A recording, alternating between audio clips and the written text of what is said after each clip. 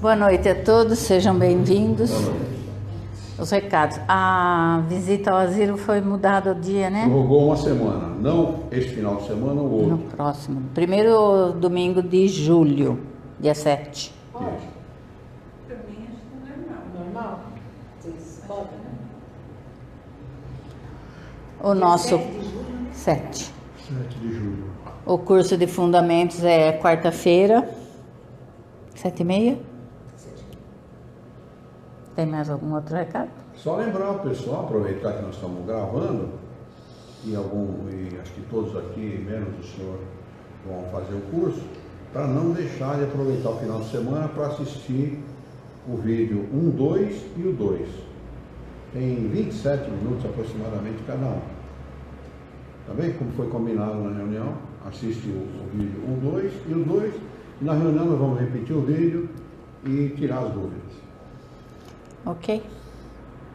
Então vamos fazer uma prece antes de começar?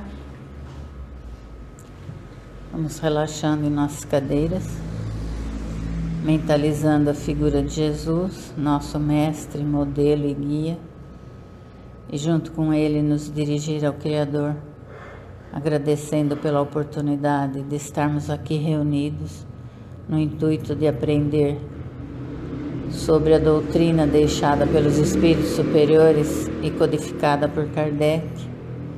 Agradecer a presença de todos, encarnados e desencarnados, e que a gente possa colocar em prática no nosso dia a dia o que for aprendido.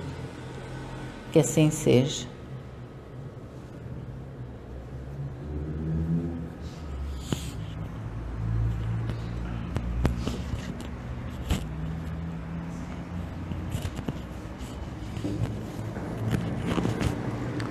Muito bem. Sejam todos muito bem-vindos. É com muita alegria, com muito carinho, que nós realizamos as nossas reuniões públicas de todas as sextas-feiras para dar continuidade aos nossos estudos da doutrina dos Espíritos. Parece que tem aqui uma pergunta. Eu acho que deve ser. Ou então alguma cobrança, né? Não, é pergunta mesmo. Assinado ninguém? É que ela tinha assinado o nome dela e ela riscou. Ah, chata, eu vou guardar isso aqui. Quando você fizer 18 anos, eu vou devolver para você. Tá bom? Quando a gente morre, a gente não morre. Não morre. Quem morre é o corpo. A tua essência não vai morrer nunca.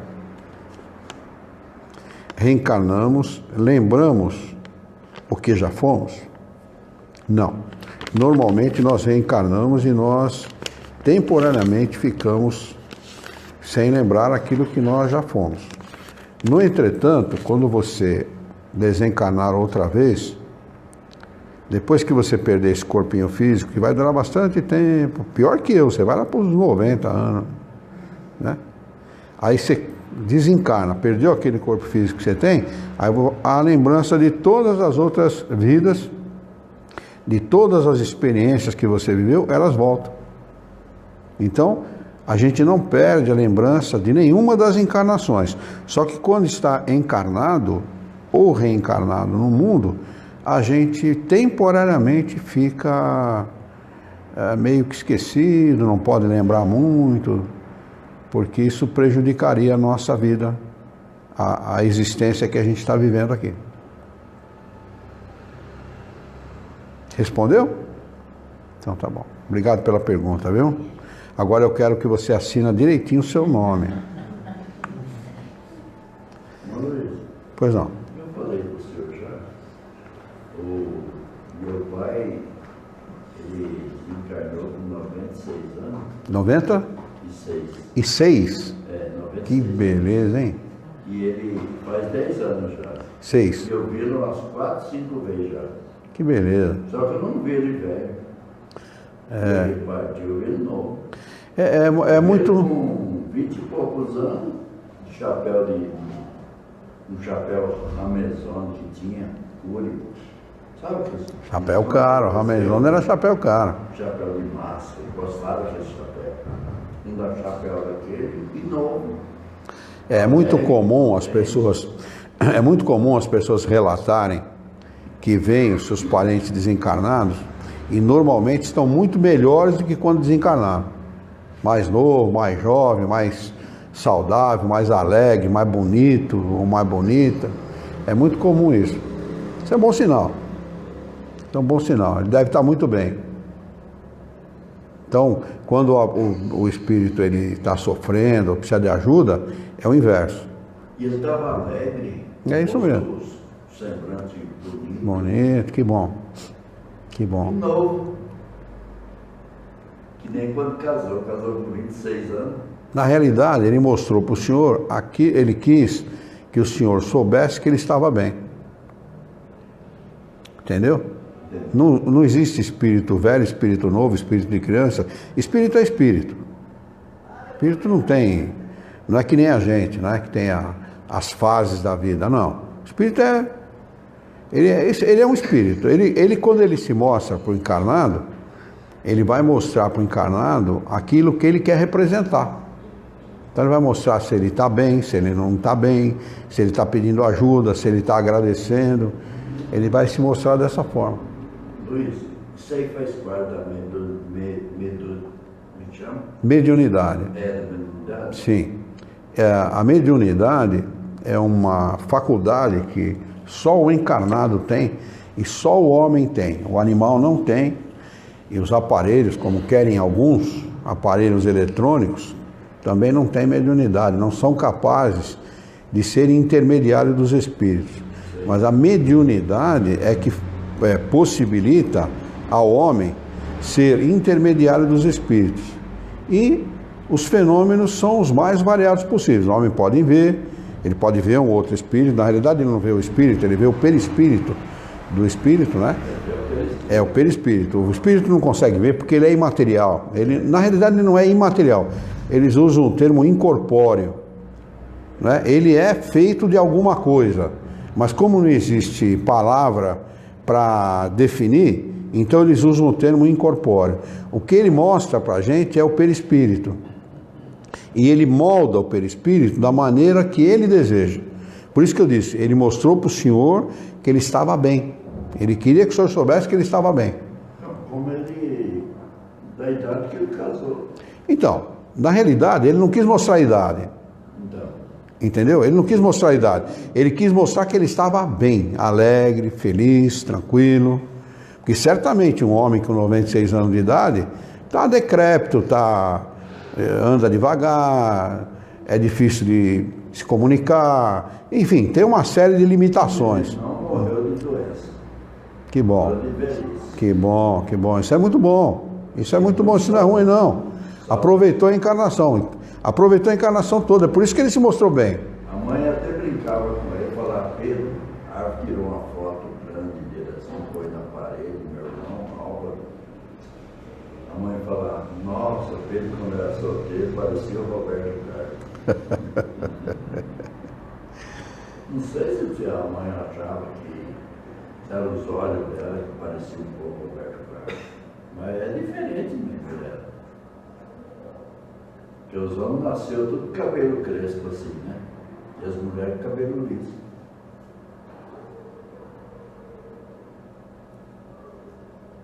Entendi. Muito bem. Alguém tem alguma pergunta para fazer? Alguma dúvida? Como eu veio conversar com o senhor, né? Ia propor um tema, daí cada um ia dar a opinião deles também, para a gente conversar um pouco mais, para ser um pouco mais dinâmico, se o pessoal topar também. Então, é claro. E eu estava pensando assim, é que eu vejo muito, por exemplo, né? O pessoal dá muito valor hoje em dia ao que é negativo, né? A gente abre a rede social, tem gente que só posta coisa ruim e tal. A gente liga a televisão, por exemplo, agora virou uma onda, né, de falar mal, de meter o pau e tal. Tem muita coisa acontecendo ruim mesmo, mas não é só isso, né? Aqui no Jornal de Jaú, Paulo Soares, acho que é o apresentador que fala cidade, uma coisa assim, do SBT, né? Agora ele deu uma onda de falar mal da prefeitura, falar mal de tudo. Legal, a gente sabe que a prefeitura está deixando a desejar. Mas assim, eu trabalho no museu e a gente foi procurar aquele projeto que a gente fez para ele divulgar, para falar, para os alunos ir lá, para as crianças ir lá. Aí o pessoal falou assim, legal, bacana, mas o museu é ligado à prefeitura, né? Ele falou assim, a gente vai chamar vocês para divulgar e tal. Até hoje, sabe? Era uma coisa legal para a sociedade. Mas eu ligo a televisão e estava metendo pau e tal. Beleza, mas abre espaço para coisa boa também, né? Eu vejo isso também em todo mundo, em rodinha assim, vai conversar, você tá falando mal, ou tá reclamando de alguma coisa, você pergunta como que tá, e sempre essa onda negativa, né? E assim, não sei se sempre foi desse jeito, mas tá bastante, o que eu acho engraçado, né?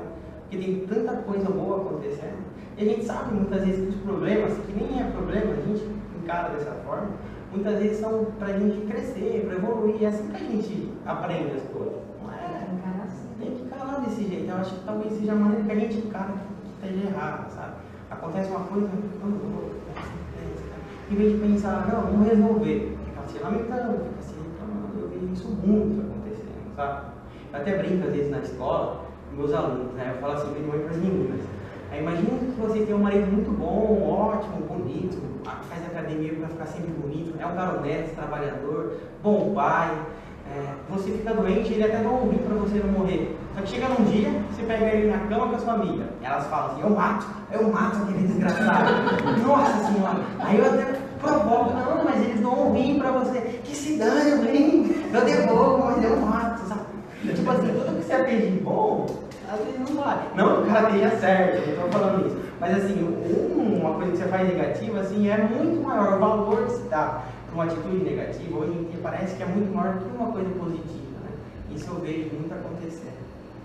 E assim, até para que todo mundo aqui também participe, eu queria que eles pensassem e falassem o que te deixa feliz e o que te deixa triste, o que te deixa mais feliz no dia, o que te deixa mais triste, assim. Queria que o pessoal falasse. Você quer começar por quê? Eu acho que a gente não vê essa evolução, né? Tanto você mesmo, porque dá muito mais valor para coisa ruim e tem muita coisa boa para você. Você pode fazer 10 coisas boas para uma pessoa. Você faz uma ruim, pronto, ela já te vira a cara. É assim e realmente funciona assim. É que nem a internet mesmo. As coisas boas pode sair dela, né? Aqui para a sair coisas boas. Aí vocês põem na mídia que meu irmão falou lá. Mas é um impróprio. Nossa, vai para o mundo inteiro. Aquilo ali. Mas o que nós estamos conversando aqui, fica aqui mesmo. Só os que é da mesma, está no mesmo espírito, caminhando em busca do Cristo, que vai entender isso aí, que é uma coisa boa. Mas a minoria, mas a maioria vai tudo para o caminho, que nem tem dois caminhos, né? A porta estreita e a porta larga. Caminho estreito e o caminho largo. Né, mano? É verdade. Então essas coisas aí. Isso mesmo. Essas coisas aí. Alexandre. Acho que tem um pouco de oferta e procura, né? Tem muita gente procurando notícia ruim. E parece também que política acho que contaminou a parte social também. A pessoa brigando por causa de política começa a brigar por causa de outras coisas também. E não para entender o outro. Ele fica nessa briga. Isso é o lado ruim. Mas deve ter alguma coisa também, questão fluídica. Tem também. Muita gente pensando o ruim, vai alimentando isso aí. E retroalimentando. O que te deixa feliz no dia assim e o que te deixa mais triste com você? Essa pergunta é boa. Vai pensando. Luiz. Acordar. Como? Acordar. Luiz. Não no tiro. Isso é mais que os alunos falam que deixa triste, tem que acordar. Nossa, Ninguém quer acordar de manhã. Tá na contramão. E o que te deixa mais triste, Denise? Se a política Ver a minha família passando mal, não estando bem. Isso me deixa muito triste. Qualquer pessoa próxima a mim, estando bem, eu não fico bem. E a senhora? O que me deixa mais triste.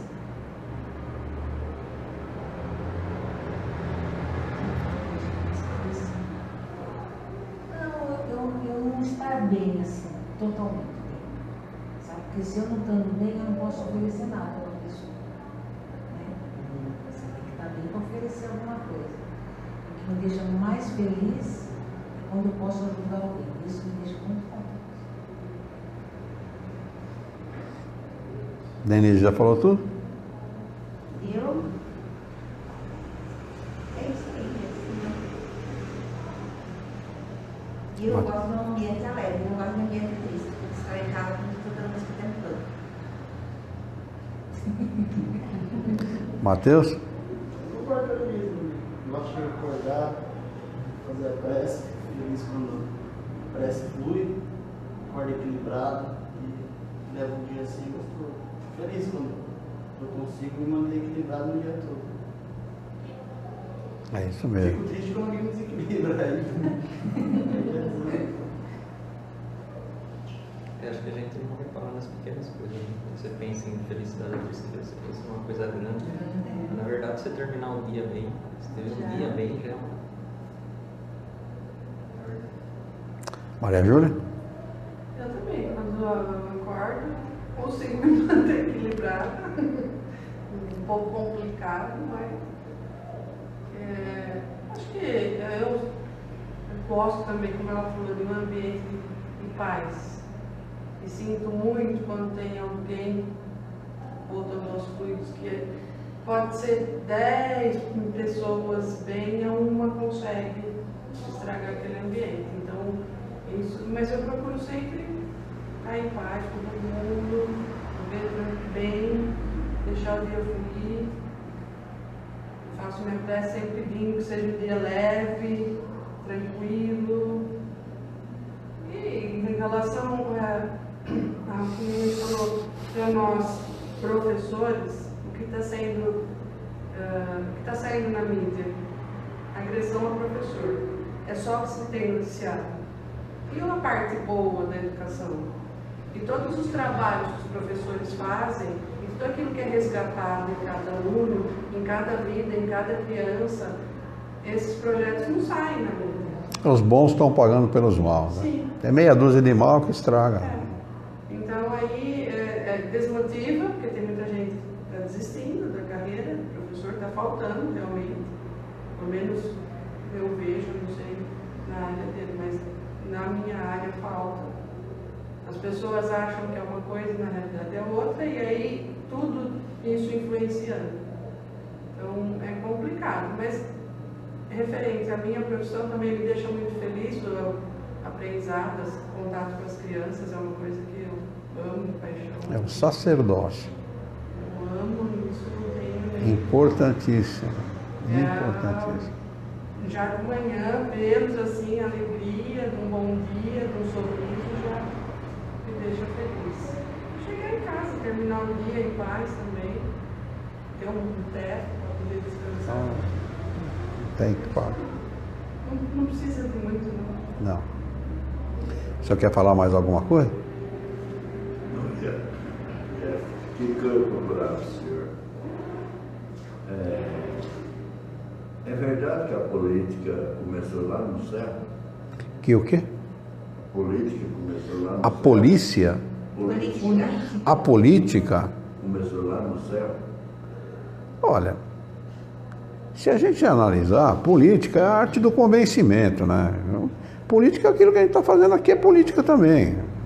Tentar conversar, tentar solucionar problema, tentar mostrar para o outro ponto de vista e tentar mostrar para o outro que o nosso ponto de vista talvez seja um ponto de vista acertado. Isso é política, né? Mas a política é coisa dos homens. Deus não precisa de política, os espíritos superiores não precisam de política, né? Política da maneira que a gente conhece, da maneira que nós conhecemos, né? A nossa política é uma política exclusivista, né? Egoísta, que visa o bem-estar de uma meia dúzia em detrimento de toda uma população. Quer dizer, Eu não sei de onde essa pessoa que fez essa afirmação que o senhor está falando agora tirou essa ideia. Foi aquele... Teve uns espíritos que falou que estava por cima da estrela da alva, que ia passar, ser mais do que Deus. Caramba! Ser mais do que Deus. Onde é que o senhor viu isso? Eu vi num livro. Ah, o senhor leu no livro. Vi num livro. Então é, Ser mais do que Deus. é ficção. Aí depois, Deus pegou e lançou eles para a terra. É Por isso ficção. que tem, aí falaram assim, por isso tem tanta maldade aqui na terra. Não, não é isso não. Isso é uma maneira de analisar a coisa de um ponto de vista, certo? Mas a realidade, o tema que ele sugeriu, né, do negativismo, né, das notícias que se dá muito mais ênfase para a notícia negativa do que para a notícia positiva, isso é próprio de espíritos como nós. Nós somos espíritos atrasados. O espírito, quando é atrasado, a primeira coisa que caracteriza um espírito atrasado, o que é? Esse é um dos, mas a grande característica de um espírito que vive num mundo de expiação e provas qualquer é ignorância. É ignorância. Na realidade, o mal do mundo, o que se considera mal no mundo, é apenas fruto da ignorância. Quando uma pessoa... Eu lembro até, isso me ocorre a lembrança de um grande mestre chinês, acho que era. O inimigo dele, um inimigo dele, pede para encontrá-lo num determinado local para degladiar-se com ele. Ele leva os seus seguidores e o inimigo leva os seus seguidores, eles se encontram em determinado local e o cara fala um monte para ele, xinga ele de palavrão, põe ele lá embaixo, né, através das palavras, né? E ele não fala nada, ele fica quieto, ele não fala uma palavra, né? E o cara viu que não teve resultado, pegou e foi embora, né? Aí os seguidores falaram, mestre, ele falou um monte de coisa para o senhor, lhe ofendeu e tal. Ele falou, ele veio me dar um presente, mas eu não aceitei o presente dele, né? Quer dizer, o que ele quis dizer com isso? Ele quis ofender, ele quis tirar ele do sério, quis tirar ele do equilíbrio. E ele simplesmente não aceitou aquela situação, não se deixou levar por isso. Isso acontece, olha, a gente é provocado diariamente num sem número de situações, por uma criança, por um adulto, por um vizinho, por um parente, por um amigo, pelas circunstâncias, pela falta de dinheiro, pelo excesso dele, por uma palavra mal pronunciada, por alguma coisa que a gente acha que foi ofensa, às vezes nem é ofensa, mas a gente encara daquela maneira. Então, se você se incomoda com tudo que acontece à sua volta e com tudo que você acha pela sua ignorância que é daquela forma, você não vai ver bem nunca e não vai propagar o bem nunca, não é? A gente tem que aprender, a gente tem que analisar sempre. Eu sempre procuro fazer isso, procuro analisar as coisas do ponto de vista espírita, porque o conhecimento espírita, ele vem dos espíritos superiores, não é? Não é de espírito como nós, né? Nós temos uma visão estreita das coisas, né?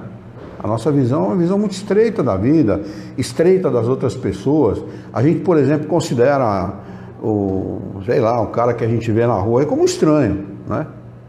Agora, se a gente analisar do ponto de vista do conhecimento espírita, ninguém é estranho de ninguém.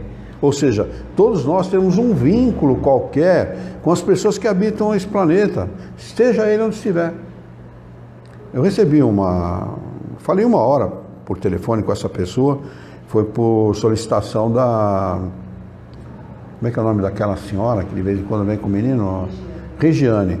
Não sei se vocês viram na nossa página no WhatsApp. Aquela senhora, ela mora numa cidade no extremo oeste de São Paulo, quase divisa de Minas Gerais, do sul de Minas ali, né? Ela depois que eu fiquei sabendo, né, a gente, durante a conversa ela explicou, ela é advogada, tem mediunidade, já foi várias vezes em centros espíritas e foi na Federação Espírita do Estado de São Paulo, assistiu palestra, mas nenhuma das palestras que ela assistiu convencia ela de alguma coisa. Ou seja, sempre ficava alguma pergunta, alguma dúvida no ar, né? Eu conversei com ela durante 10 minutos, falando a linguagem dos espíritos superiores. Falou, nossa, você me esclareceu nesse período de tempo coisas que eu nunca ninguém me esclareceu. Agora eu tenho uma visão clara de que realmente o espiritismo é uma ciência, não é uma religião. Você vê, uma pessoa que mora longe de nós, porque Ribeirão está a mais ou menos uns 300 quilômetros daqui, né? 280, por aí mais ou menos, não é isso? Se eu estou enganado? Se eu estou enganado, não sei se estou enganado ou não, mas acho que não, né? Ela mora longe de Ribeirão, mais 100 quilômetros ainda. Então essa pessoa está no mínimo a 300 quilômetros da gente, ou até um pouco mais, né? O que eu tenho que ver, o que essa casa tem que ver com essa moça que mora lá? Do ponto de vista humano, da visão estreita da humanidade. Nenhuma ligação. Que ligação que a gente tem? Mas do ponto de vista espírita, do ponto de vista dos espíritos, que ligação que nós temos com ela?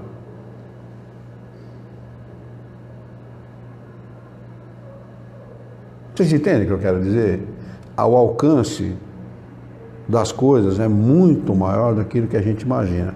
Então, quando a gente profere uma palavra qualquer em detrimento do outro, ou seja, para criticar, ou para acusar, ou para propagar, ou divulgar uma notícia ruim, uma notícia não muito boa, a gente está fazendo contra um irmão. Você não está fazendo contra os... Todos no mesmo barco. E se o barco estiver furado, e está, a gente vai afundar tudo junto. Então não se propaga, ou pelo menos nós não deveríamos propagar o mal. O mal é uma coisa que a gente não deve levar para frente. Nem comentar. De preferência não comentar. A gente pode comentar assim. Dá pouco valor para isso. Nenhum valor. Nenhum valor. Porque, por exemplo, vamos pegar o caso aqui de uma pessoa que foi acusada de um roubo ou de alguma coisa, ou de ter feito uma coisa errada e tal, e essa pessoa foi condenada a tantos anos de cadeia. Ela é passível de crítica. Não é isso? Ela cometeu um crime. Ninguém condena. A justiça não condena o outro de graça. Isso não existe. Só na cabeça de meia dúzia de pessoas que pensam de forma equivocada é que isso acontece. Na realidade isso não acontece. Acorda ele, ó. Dá um toque para ele, ó. Acorda, fica ligado. Toma uma aguinha, vai no banheiro, joga uma água no rosto. Você pode cair da cadeira desse jeito. Você foi para trás aí com tudo aí. Você está com sono? Tá? Vai no banheiro, passa um pouco de água no rosto, joga um pouquinho de água no rosto. Tem um copo ali, enche de água, põe água num copo e toma devagarzinho. Cheguei tarde, dormi tarde e acordei cedo. Meus irmãos acordam muito cedo. 5 horas da manhã. Passa uma aguinha no rosto. Senão você é capaz de cair da cadeira e se machucar. Então, esse tipo de situação, ela acontece no nosso mundo exatamente por essa razão. O que dá ibope? As coisas ruins. Coisa boa não dá ibope. A nossa mídia, ela vive em cima disso. Ela se nutre do lixo da moral da humanidade. Infelizmente, o jornalista... Mas não é infelizmente, é isso que vende. É isso que vende. A história também. Eu faço história, e você pega o livro de história. Guerra, evolução, guerra. Só fizeram isso. Não fizeram isso. Mas isso, olha, Só fizeram isso. se a gente analisar friamente, e tudo isso que a gente chama de mal, de atraso moral, lixo moral, tudo isso vem com um único objetivo. O Criador permite com um único objetivo. Para o nosso aprendizado. Qual fase da humanidade, se nós analisarmos aí, não precisa nem fazer muito esforço para o entendimento, não. Um entendimento até superficial. Em qual fase da humanidade a humanidade evoluiu mais, se não na Primeira e na Segunda Grande Guerra? Eu estou falando de tecnologia. A tecnologia é bem aplicada, porque a tecnologia é a ciência aplicada, não é isso? Esse é o significado da palavra tecnologia. Tá? Então, o homem, por exemplo, de um ferimento qualquer, um ferimento em casa, vai. Pega um ferimento qualquer em casa aí, esse mesmo que você teve aí, ó. Né? Morria por causa de tétano, morria por causa de infecção generalizada há muito, no início do século XX. Nós estamos falando um século atrás. Por causa da guerra, em função dos ferimentos causados na guerra, que se perdia muito mais soldado para o ferimento, para as consequências do ferimento, que para o ferimento em si, os caras acabaram desenvolvendo tecnologias, né, que propiciaram ao homem viver muito mais. Tanto é que, por exemplo, um homem na minha idade, 67 para 68 anos, era considerado senil. Há muito pouco tempo atrás. Eu, quando fiz 60 anos de idade, 7 anos atrás, pouco mais de 7 anos, tem alguma pergunta? Quer concluir? Só vou concluir. Há pouco mais de 7 anos atrás, um homem com 60 anos de idade é considerado pela nossa sociedade um homem velho. Tanto que goza de uma série de vantagens aí, tem filho especial no banco, lugar para estacionar especial, tudo especial, não sei para que isso. Não é morto, não é aleijado, né? Mas goza desses privilégios, né? E eu li, quando eu fiz 60 anos, eu li, não sei se veio, aquela notícia veio de propósito para mim ou não, mas que em muito pouco tempo, um homem de 60 anos será considerado de meia idade. Talvez quando você fizer 60, ou o Mateus, o homem já vai ser considerado de meia idade. Olha que diferença. Um homem de meia idade na minha época era um homem de 35, 38, 40 anos, era considerado de meia idade. Quer dizer, isso vai passar para 60. Por quê? Como isso acontece na nossa sociedade? Pelo avanço da tecnologia, pelo avanço da medicina. Em 86, a perspectiva de vida era de 68 anos. 68. É bom, esse número é número médio, né? É número médio, né? Mas é bem baixo, se for comparar com os números de hoje. É, 1986. Eu esqueci de dar uma boa noite pro pessoal que está pela internet, gente. Uma boa noite para você. Só um minutinho. Gabriel Tobias. Gabriel, bem-vindo, Gabriel. Ele estava na nossa última reunião, sexta-feira passada, estava conosco. A Bíblia inteira pode ser usada dentro do Espiritismo com harmonia? Vejo muitos textos bíblicos que não nos representam. O que você acha? Não, eu vou falar para o Gabriel da minha experiência pessoal, tá bem, Gabriel? Eu, depois de estudar Espiritismo, pelo menos por uns 15 anos, somente as obras básicas de Kardec, eu li a Bíblia por 4 vezes. Eu vou dizer para você, com segurança, que os textos bíblicos, se você contextualizar, ou seja, se traduzir a linguagem dos textos bíblicos para a atualidade, eles são perfeitamente textos espíritas. Ali você encontra reencarnação, ali você encontra imortalidade da alma, ali você encontra a lei de causa e consequência, ali você encontra todas as leis ensinadas pelos espíritos superiores. Então, o que existe na realidade, o grande defeito da Bíblia que é divulgada aqui no Ocidente, é que elas foram mal traduzidas, isso sim. Né? Se você pegar a tradução da Septuaginta, por exemplo, da tradução feita pela Igreja Católica, ela já pegou um texto que foi traduzido de maneira errada, ou seja, do hebraico para o grego e do grego para o latim. A tradução do hebraico para o grego já foi um erro. Você imagina você traduzir do erro para um erro maior ainda, né? Então, esse é o grande problema. Agora, se você ler a Bíblia, mesmo com os textos equivocados, mesmo com os textos mal traduzidos, e você ler à luz da doutrina espírita, você vai encontrar naqueles textos coisas realmente que chamam muita atenção, inclusive falando sobre manifestações mediúnicas, manifestações dos espíritos entre os hebreus, entre os povos gregos, manifestações mediúnicas relatadas pelos profetas, por exemplo. Não é? É claro que você tem que contextualizar, não dá para querer que uma linguagem de 2000 anos atrás, ou um pouco mais até, você pegar Moisés de 4000 anos atrás, seja a linguagem de hoje. Nem a de Kardec, que é de 163 anos atrás, é igual a de hoje. A gente tem que, muitos textos de Kardec, que está na Revista Espírita, eu mesmo tenho que ler 2, 3 vezes para entender aquilo que o autor, não Kardec, mas às vezes alguma carta que Kardec recebe, né? A maneira de falar, a maneira de se expressar, negando para afirmar, você tem que ler 2, 3 vezes para você poder entender. Então você tem que contextualizar, você tem que adaptar aquilo à linguagem moderna, né? Imagine uma linguagem de 4000 anos atrás. Mas com absoluta certeza, os espíritos superiores sempre tiveram presente na vida humana, eles sempre tiveram presente com o homem, ensinando, ajudando, auxiliando, esclarecendo, e a interpretação muitas vezes que foi equivocada. Se pega a construção do mundo, do nosso planeta Terra, na visão profética, ela levou 7 dias. Na realidade, se você transformar isso em 7 ciclos, né, pronto, está resolvido o problema. Kardec explica muito isso na Gênesis, né? Ele dá uma boa explicação a esse respeito na Gênesis.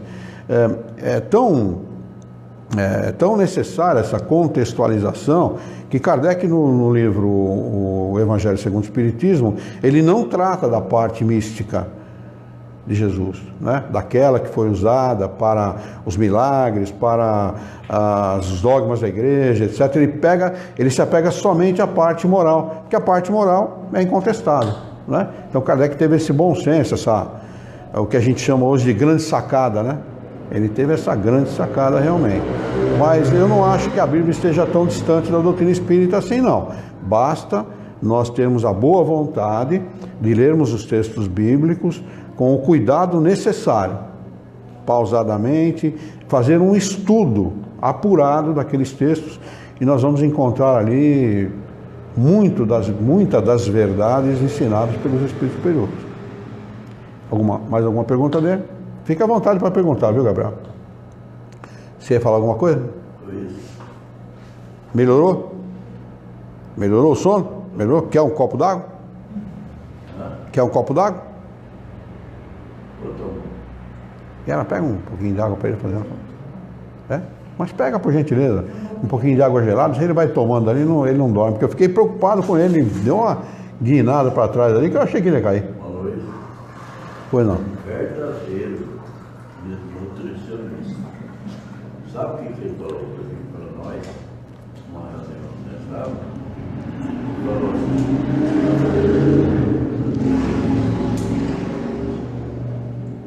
Ele falou,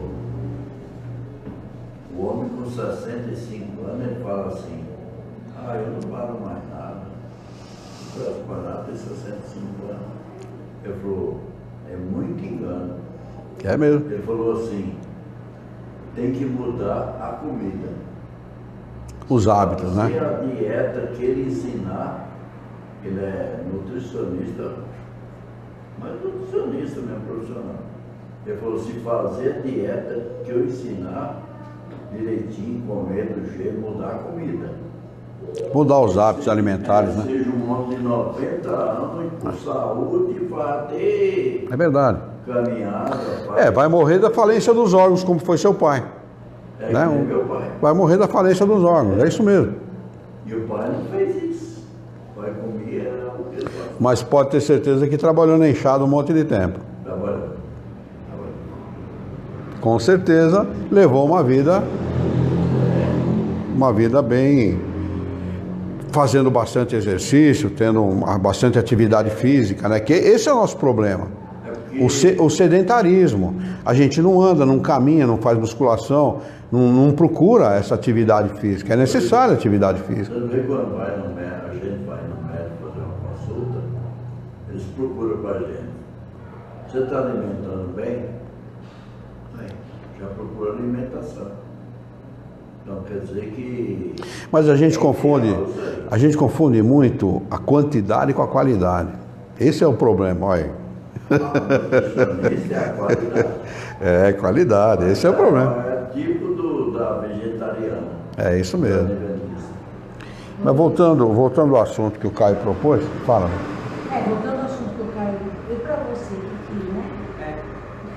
Não, eu acho que a felicidade se resume em coisas simples, quanto mais simples a gente conseguir ser, quanto mais simples a gente conseguir encarar a vida, né? Quanto mais positivo a gente for em relação às coisas, melhor a nossa vida, né? Não adianta, eu tenho uma experiência aqui dentro da casa, uma experiência larga em lidar com as pessoas. Você lida com pessoas de todo tipo, de toda natureza, de todo gênero, de todas as cores, de todos os credos, de todo tipo de pensamento. E aquilo que a gente nota nas pessoas, na realidade, é a ausência da simplicidade na maneira de encarar a vida. Porque o conhecimento traz simplicidade, não traz complicação, não traz... muita gente acha assim, não, o fulano é muito difícil de entendê-lo porque ele fala de uma maneira muito rebuscada. Quem fala de maneira rebuscada está se escondendo atrás da ignorância dele.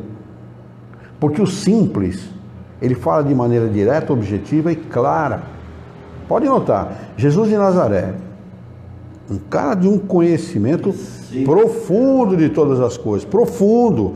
Ele tinha um conhecimento um senso de humanidade, uma percepção do caráter das pessoas, do comportamento das pessoas, a coisa mais extraordinária. Como ele falava com as pessoas? Por parábola. Ele se rebaixava ao nível do entendimento do interlocutor. Esquecia tudo aquilo que ele conhecia como espírito, porque o conhecimento dele como espírito era extraordinariamente grande. E ele se rebaixava para falar na linguagem daqueles que o conheciam, naqueles que conviviam com ele, desculpa. Né? Então, o conhecimento das coisas, quem tem muito conhecimento, quanto mais conhecimento, mais simples ele é, na maneira de pensar, de encarar a vida, de julgar as pessoas. Ele é menos rigoroso no julgamento e ele é mais benevolente, vamos dizer assim. Por isso que Jesus, quando ele prega a caridade, ele coloca a caridade nesses 3 patamares: benevolência, indulgência e perdão. Porque isso é aquilo que os espíritos aprendem quanto mais têm conhecimento da vida espiritual. Quanto maior é o nosso conhecimento sobre a realidade do espírito, menos você valoriza a vida material. Pode notar que as pessoas sofisticadas, uma vez eu era vendedor, cheguei na loja do cara, ele falou para mim assim: Herrera, você viu a casa que eu fiz? Falei, vi, rapaz, bacana. Minha casa tem 600 metros quadrados, eu fiz uma piscina olímpica, tenho quadra poliesportiva e tal. E hoje eu convidei o doutor fulano para comer fazão na minha casa. Quer dizer, está estampado, eu conhecia bem a ele, a família dele, está estampado na cara do sujeito, a materialidade com a qual ele enfeita a vida dele. Para ele, a vida é feita disso. De uma casa, de uma mansão, a vida é feita de comer fazão, de convidar o doutor fulano para comer na casa dele. Entendeu? A vida é feita disso. E espírita, viu? Gente que tem conhecimento de doutrina espírita. Conhecimento assim, foi em centro espírita, frequentou o centro espírita, a família era espírita e tal. Entendeu? Mas olha a diferença entre aquele que realmente estuda a doutrina espírita, que tem o conhecimento da doutrina espírita, quando eu falo conhecimento, estou falando das obras básicas de Kardec, conhecimento trazido pelos espíritos superiores, e aquele, ele tem que receber o dobro. Esse é o materialista. Então, eu acho que simplificar a vida é uma ciência. E uma ciência difícil, viu? Não é uma ciência fácil, não. Não é uma ciência fácil. Porque nós somos ensinados a não a simplificar, a complicar as coisas. A mídia ensina a complicar. A mídia ensina a massificar a maneira de pensar. A mídia ensina que nós devemos sim ser mais elevado que o outro e tal. Se você tiver a capacidade de se rebaixar ao nível do outro para conversar com ele, para poder ajudar ele, é tão gratificante, rapaz. Eu me sinto muito gratificado por esta situação, quando eu posso fazer isso. Nem sempre eu posso, nem sempre eu estou à altura da situação, não é? E uma coisa que me deixa muito triste é ser tão ignorante como eu sou. Isso me deixa muito triste. Eu gostaria de saber muito mais, de poder ajudar muito mais, de poder ser mais útil às pessoas. E isso me deixa muito triste. Eu gostaria de alcançar um nível bem superior, bem melhor do que esse que eu tenho hoje. Isso realmente é uma tristeza. A ignorância humana, a ignorância na qual nós estamos inseridos, no mundo de provas, de expiação e provas na qual nós estamos inseridos, nos limita muito. Nós estamos muito limitados. A vida, ela transcorre a passos lentos, a gente masca muito no lugar, a gente, para entender uma coisa, nossa, para entender aquilo leva uma eternidade para entender, às vezes uma ideia que quando você entende, você fala, nossa, como eu era burro, como eu não fui entender uma coisa tão simples como essa. Isso nos causa muito pesar, sabe? Às vezes, para você sair de um problema, para você vencer uma dificuldade ou uma má tendência que você tenha, exige muito de espíritos como nós, sabe? Eu, por exemplo, para largar de fumar, eu larguei faz uns 30 anos aproximadamente, eu e ela largamos. Nossa, que dificuldade. Isso mostra quanto nós estamos ligados eu vou usar uma palavra aqui que não seria, espiriticamente não está certo, mas para explicar aquilo que o meu pensamento eu vou usar. Quanto nós estamos ligados mais ao mal do que ao bem. Então, você vê, para deixar um vício que traz tanto prejuízo, tanto dissabor, tanta dor, tanta coisa ruim para a gente é obrigado a fazer um sacrifício extremo, extraordinário. Ao passo que você vê que tem pessoas que encarnam no nosso mundo que não se aproximam, nunca se aproximou de cigarro, de bebida, de coisas, de vícios tão rudes, tão grosseiros como esse. E outros piores ainda, né? Tem gente que é viciada em estuprar criança, mais rude ainda, mais grosseiro ainda. Nós estamos num mundo assim, né? A Damares, ministra Damares, estava denunciando, né? Ela está fazendo um trabalho extraordinário, você está acompanhando? Extraordinário, fabulosamente extraordinário, é maravilhoso o trabalho dela. Ela está fazendo denúncias, ela está indo atrás, ela está procurando... Realmente ela está usando o ministério para proteger a criança mesmo, o adolescente. Está fazendo esse trabalho. Acho que existem cuidadoras de crianças que trabalham em casa, gente rica, que estupra a criança com o dedo no colo, no ânus, na vagina, estupra a criança, cuidando da criança com a criança no colo. Olha o mundo em que nós vivemos. Ela contou o caso, para chocar, eu vou falar isso para chocar mesmo, para ilustrar aquilo que nós estamos conversando. Ela contou o caso de um médico que leva um bebê de 3 meses de idade e a mãe, com conivência da mãe, com autorização da mãe, para um motel, estupra a criança, ejacula na mãe, por prazer. Olha o mundo que nós vivemos. Olha o tipo de mundo que nós estamos inseridos. Então, eu estou contando isso, é uma coisa chocante realmente, mas estou contando isso porque olha qual é o grau do comprometimento e da responsabilidade que nós temos por conhecer o Evangelho de Jesus. O grau de comprometimento nosso é muito grande. Nós seremos cobrados por isso. Nós temos o dever de, se não ter a oportunidade de conversar com as palavras, dar bons exemplos. Porque o exemplo ajuda muito também. Se a gente tiver um comportamento adequado, muita gente vai se espelhar no seu exemplo. Muita gente vai se espelhar no seu comportamento. Então nós temos essa responsabilidade. E lamentavelmente eu sinto muito tristeza por não poder fazer mais pelos meus irmãos, ser ignorante ao ponto que eu sou. Eu poderia ser melhor. Faço tanta coisa errada, cometo tanto equívoco, que me deixa entristecido às vezes. Luiz, Eu. quando Jesus fez aquela declaração, acho que ele estava totalmente desligado da matéria, né?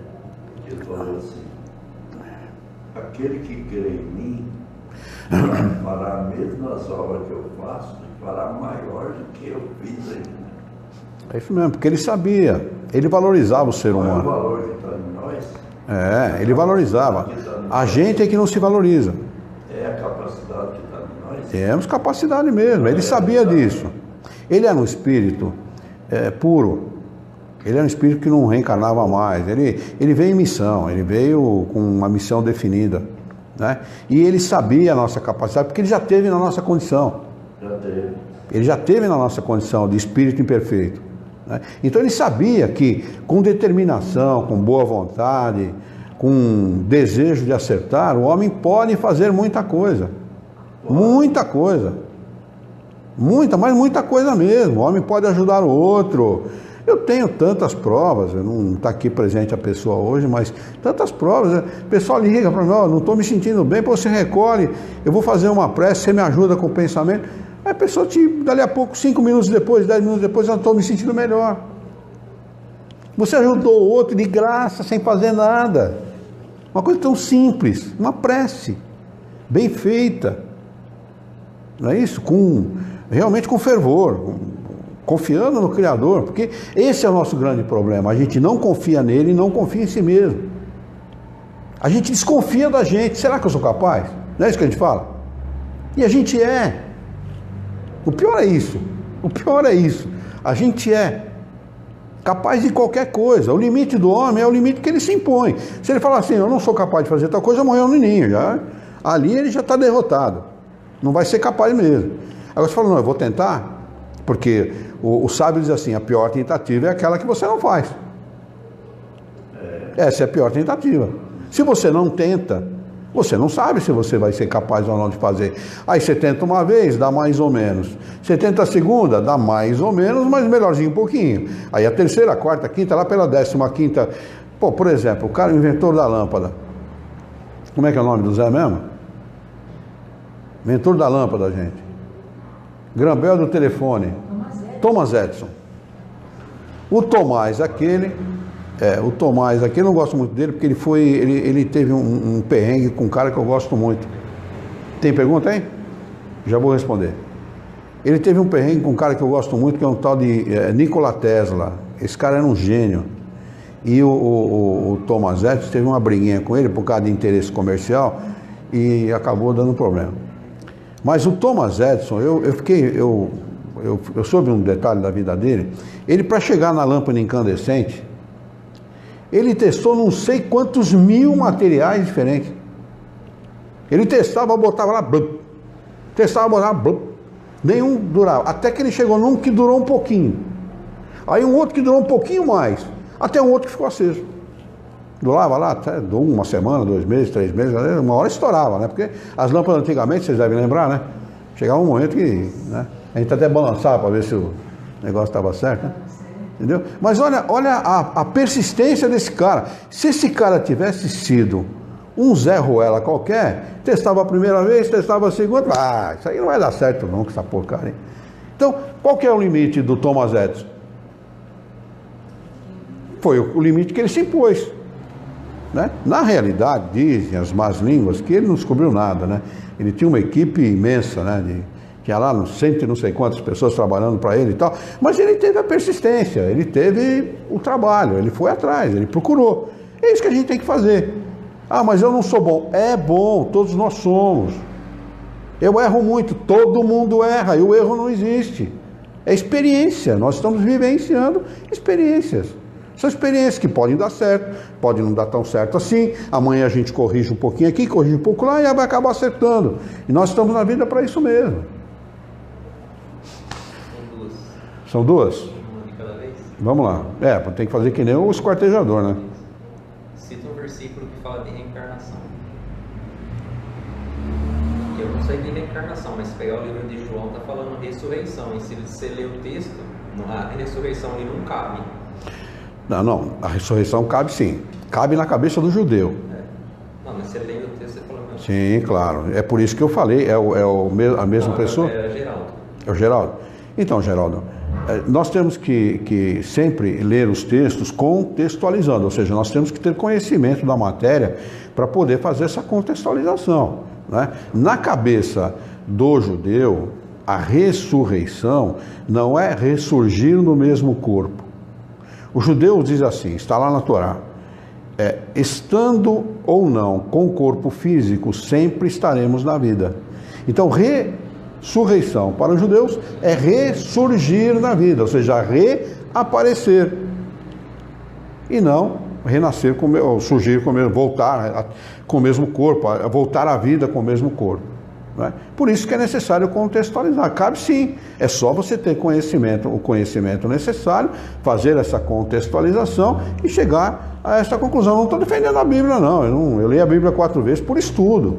Eu fui estudar, fui saber, porque eu quero saber. O Kardec diz que o Espiritismo sempre esteve no mundo, não é? Que desde da mais alta antiguidade se pregava a reencarnação, para saber, porque os profetas têm 6.000 anos, né? Então vamos lá, se 6.000 anos atrás alguém falava disso, e fala. É só procurar nos profetas, Isaías fala, não é? Tem vários profetas que falam de reencarnação. É claro que não vão usar a palavra reencarnação, né? Na Grécia se usava palingenesia, né? Que é a mesma coisa, né? Palingenesia significa nascer de novo.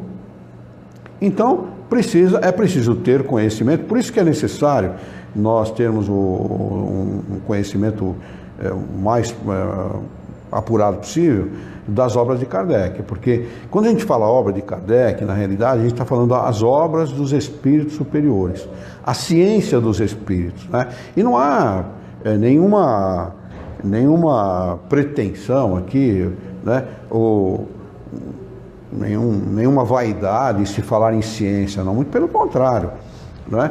Na realidade a gente fala em ciência espírita porque a doutrina espírita nasceu fruto de pesquisa e de observação, né? Kardec observou muito, pesquisou muito para chegar à dedução das leis. Kardec no começo nunca afirmou que mediunidade era uma coisa verdadeira.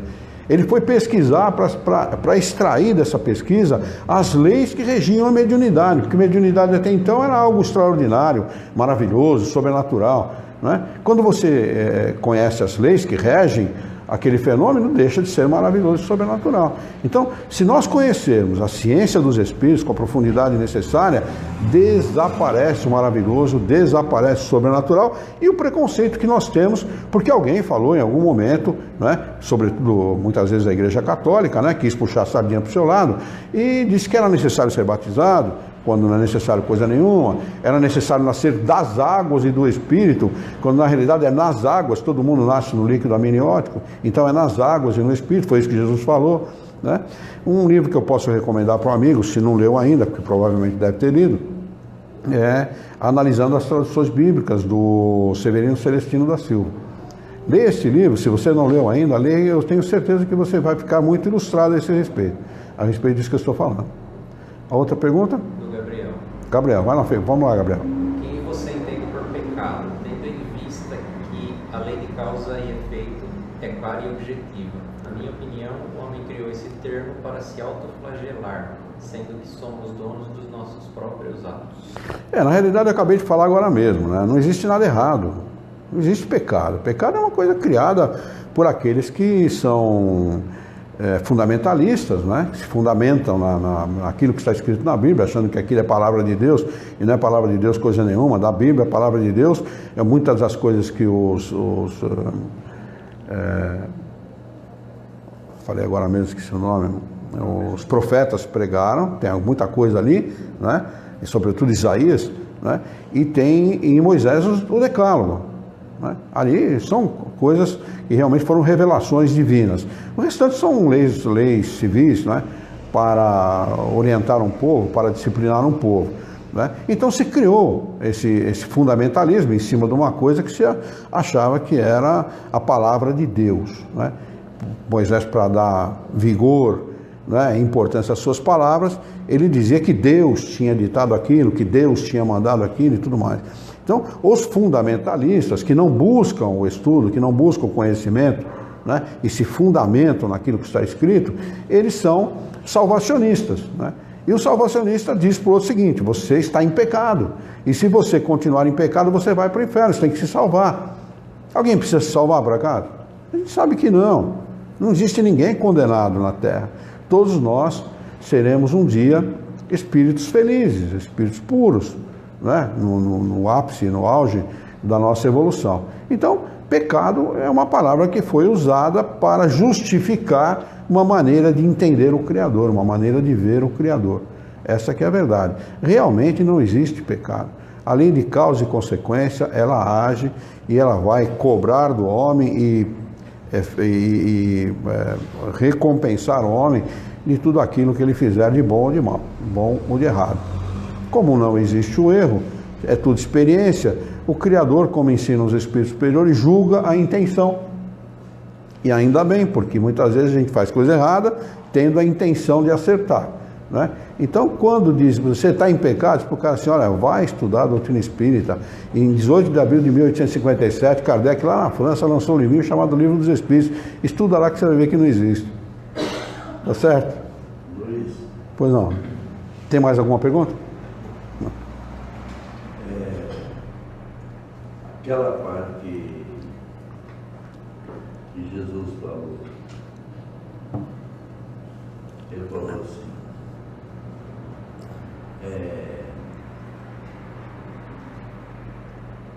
meu Deus, é que caiu a ficha agora. Ele falou assim, Jesus falou assim,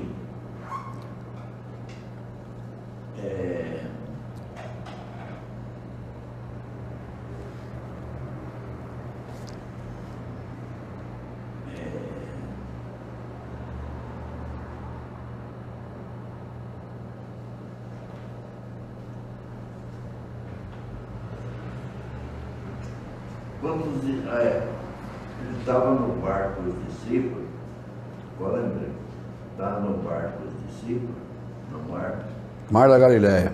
Mar da Galileia. É um grande lago, chama de mar, mas é um grande lago. É mania de grandeza dos caras. Aí ele deixou eles ali e foi dar uma volta na praia. Voltou. Quando ele voltou, estavam todos os 12 apóstolos que ele escolheu, os 12 discípulos, discutindo.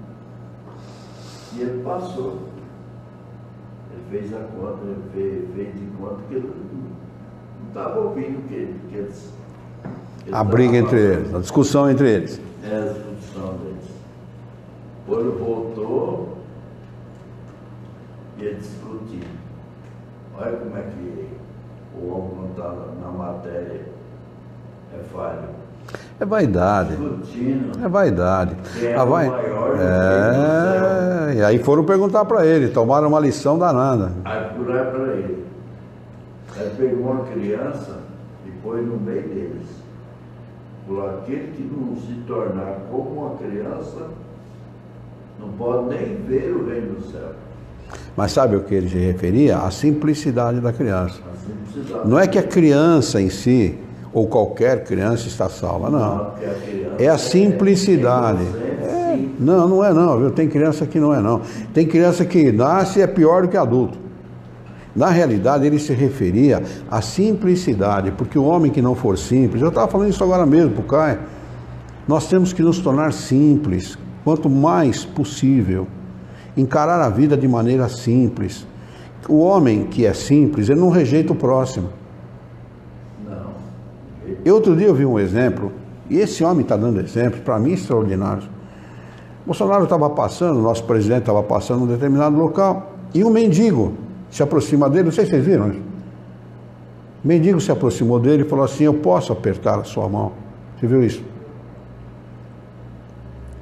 Ele deu a mão para o sujeito, apertou a mão do cara, puxou o sujeito e deu um abraço no cara. Olha, vamos dizer que ele fez isso por hipocrisia. Vamos partir desse pressuposto, né? Mas eu não vi até hoje, e eu tenho 67 anos de idade, né? 67 dias, nenhum presidente fazer isso. Nem por hipocrisia. Nem por hipocrisia.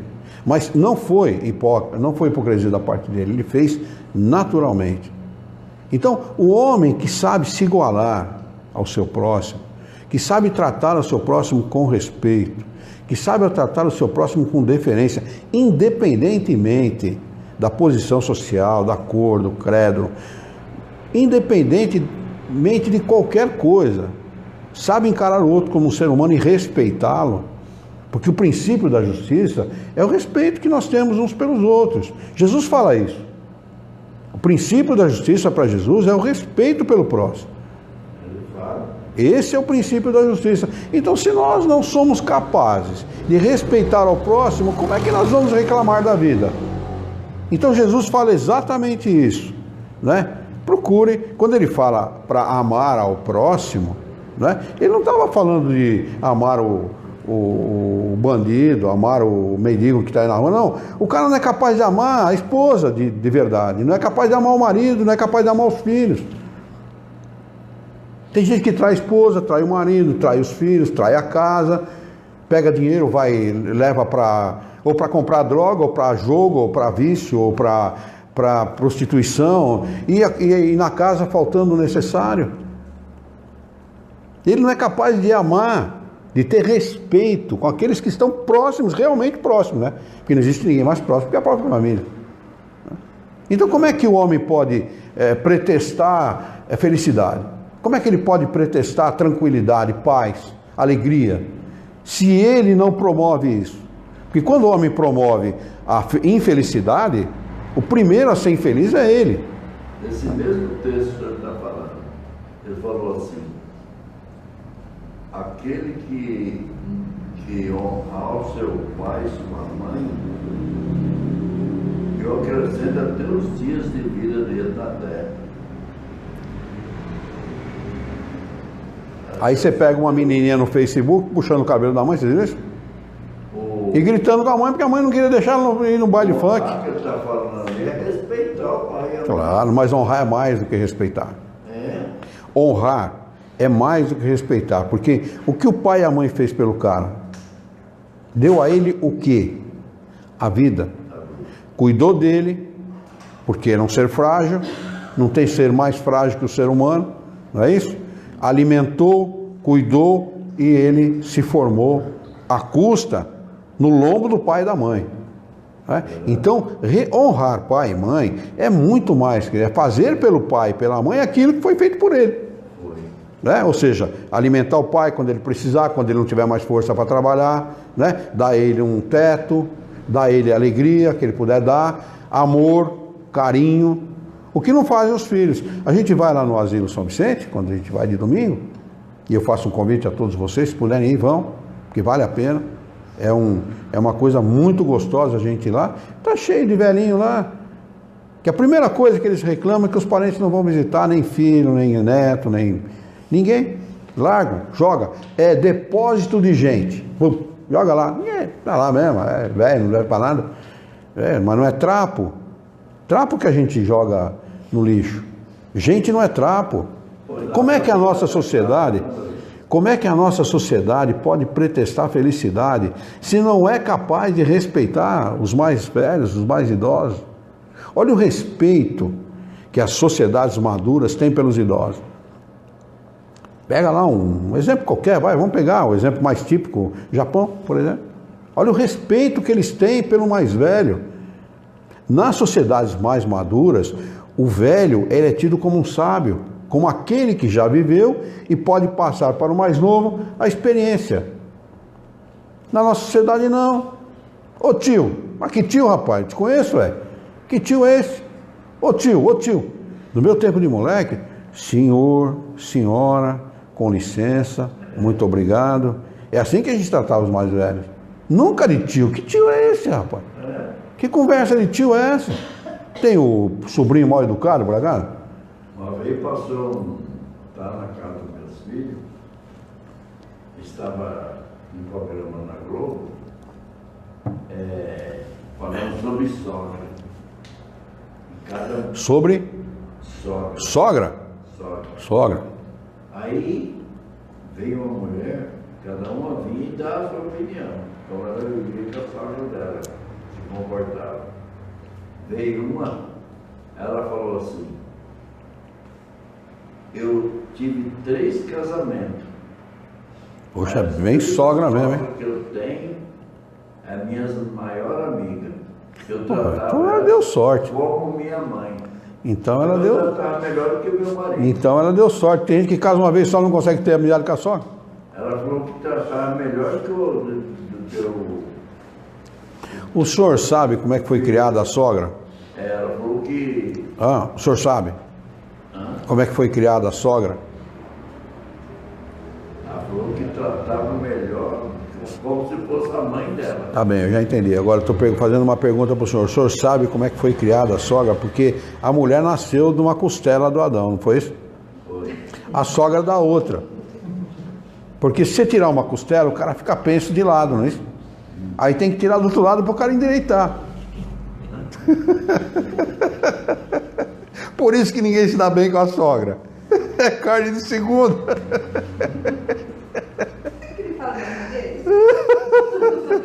Olha, uma das pessoas que eu mais amei na minha vida foi minha sogra. Eu tive uma felicidade imensa de ter a sogra e o sogro que eu tive. É uma brincadeira que eu estou fazendo para dar uma descontraída, né? 9h20 da noite já, está na hora de encerrar, né, gente? Tem mais alguma pergunta? Muito bem. Eu sei que o seu ônibus sai às 9h15, né? É, por isso que eu estou querendo encerrar. Alguém tem mais alguma? O Orlando falou, pelo menos é que eu entendi que ele falou, não sei. Ele também não falou. Você não falou? Não. Então prosegue. Eu vou falar em terceira pessoa, como eu analisando, né? Hã? Eu vou falar em terceira pessoa, tipo assim, eu me analisando, né? Eu assim, vendo o Caio de fora, eu acho que ele fica muito triste quando ele tá doente, machucado, assim. Eu percebo isso, né? E feliz é na escola. Acho que ele gosta muito de estar lá no meio daquele ambiente, é um ambiente contente, né? Quem está no hospital não está contente, infelizmente. Eu sei que tem gente que trabalha no hospital, faz um trabalho muito legal. Mas eu acho que o Caio prefere estar lá naquele ambiente.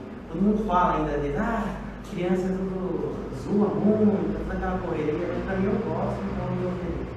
E já colocar outra coisa mais, para deixar um... Falei uma negativa e uma positiva. Eu vou falar mais uma positiva, para que o positivo vença hoje, né? Pelo menos uma vez. Eu também fico muito contente quando eu estou no meio de animais, assim, isso foi muito feliz. Eu acho que é isso. Alguém tem mais alguma coisa para falar? Orlando? Não, mas basicamente isso. É isso aí. Acho que sobre o que o senhor estava falando da simplicidade, né? Eu até comentei que a felicidade está nas coisas simples, não precisa de muita coisa. Só que a gente sofre muito, né, sobre isso? Porque a gente vê a vida de uma forma simples e não materialista e em meio a pessoas que são, além de materialistas, negativas. Então você faz sem pensar em receber nada em troca, mas é bem complicado essa convivência com essas pessoas, né? A gente que pensa, eu paro sempre e falo, poxa, como as pessoas complicam a vida. A vida é simples. É isso mesmo. É como a gente cresce espiritual, né? A vantagem de você ser simples e agir como você está dizendo que age, é de você, e a sabedoria de Deus está presente aí, exatamente aí que está presente a sabedoria de Deus, porque Ele coloca os espíritos em um planeta de expiação e provas, espíritos que estão nas primeiras encarnações desse planeta, até os espíritos que estão nas últimas encarnações desse planeta. Então, essa interinfluência entre todos ensina. Nós aprendemos aí. Nós aprendemos com a relação entre os encarnados com os encarnados, desencarnados com desencarnados, desencarnados com encarnados, encarnados com desencarnados. Quer dizer, a sabedoria de Deus está sempre presente em tudo, né? A gente, nós, com o conhecimento da doutrina espírita, nos tornando pessoas simples, pessoas que encaram a vida desse ponto de vista simples e até alegre, a gente pode dizer, porque você passa a encarar a vida com mais alegria, com mais otimismo, né? Ensina muito. Ensina muito. Porque as pessoas dizem, você é um cara diferente, você é uma pessoa diferente, por quê? Você já reparou que outras culturas, e eu vi isso uma vez no Rio de Janeiro, uma japonesinha que estudava sociologia no Japão, veio no Rio de Janeiro, viu, Alexandre, para conhecer a sociedade brasileira. E aonde que ela vai? Rio de Janeiro. Aonde que ela se estabelece? No Morro do Rio de Janeiro. E o que ela faz? entra numa escola de samba. Ela aprendeu a tocar surdo, contrassurdo, a caixa, aquele tamborim, aprendeu a tocar tudo. Aí, isso faz muito tempo que teve essa matéria na Globo, foi numa época de carnaval que eu vi. E eu fiquei reparando na japonesinha. E ela saía na escola de samba, viu? Aprendeu a falar o português, virou mais maloqueiro que todo mundo lá dentro. Aí ela falou assim: eu gosto do Brasil por uma única razão. Vocês não têm nada e são felizes. O japonês tem tudo e é infeliz. Então, o nosso povo tem esse jeitão de ser. E isso favorece muito o nosso país. Muito mesmo. Embora se distorça muito e se utilize isso como massa de manobra. Essa beleza do povo brasileiro, essa facilidade com a qual as pessoas têm de manipular o povo, de conduzir o povo, se usa isso como massa de manobra. Porque o brasileiro, ele é assim naturalmente. Simples, verdadeiro, alegre, feliz, solidário, né? Isso é muito bom. Nós já vamos encerrar, você vai tomar o passe. Nós já vamos encerrar para você tomar o passe, tá bom? Hã? A gente encerra e você toma um passe ou você quer ir antes? Não, toma um passe. Então tá bom, então vamos lá. Vamos elevando então o nosso pensamento, vamos procurar nos acomodar nas nossas cadeiras, mentalizar a figura excelsa e amiga de Jesus, Ele que é o nosso mestre, é o nosso modelo e é o guia da humanidade, e juntos com Jesus nos dirigir ao Criador, ao Senhor da vida, fonte inesgotável de paz, de amor, de bondade, de misericórdia e de justiça, para agradecê-lo muito pela oportunidade de aqui estarmos reunidos em seu nome, para discutirmos a vida à luz da doutrina dos Espíritos. Queira a vossa bondade, o vosso amor, a vossa misericórdia, que tenhamos bom ânimo, coragem, determinação, ideias renovadas, alegria de viver e muito entusiasmo para que nós possamos trabalhar, sermos úteis à sociedade em que vivemos e desta forma dignificar a vida. Dá-nos coragem, bom ânimo, para que nós possamos orientar a própria existência por um profundo e sincero respeito pelo nosso próximo. Em teu nome, Senhor, em nome de Jesus, em nome dos bons espíritos, em nome do nosso diretor espiritual e de sua equipe, nós declaramos encerrada a nossa reunião pública desta noite, e que assim seja.